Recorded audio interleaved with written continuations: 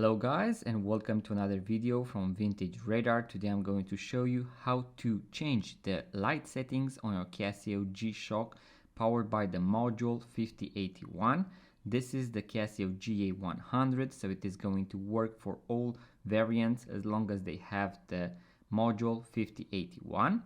Now when it comes to the light duration, you have either LT1 or LT3.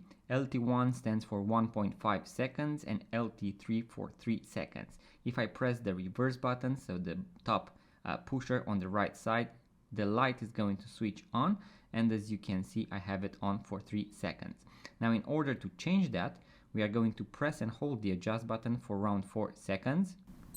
You are going to hear a small beep, and after that you can use the mode button in order to toggle between different options and features of the Casio G-Shock. I'm going to go past the setting of time and date, and right after the date you have the light settings. So as you can see I have LT3 on. Now I'm going to press the forward button in order to switch between LT3 and LT1. Once again, LT1 stands for 1.5 seconds and LT3 for 3 seconds. After you have successfully set the desired function, all you need to do is to press the adjust button in order to end the process. And you are done, guys. You have now successfully set the light duration on your Casio G-Shock module 5081.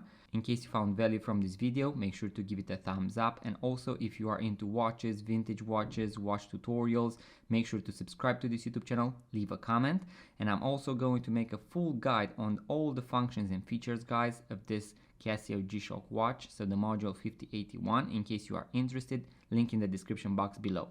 Subscribe, guys, and I'm going to see you on the next video.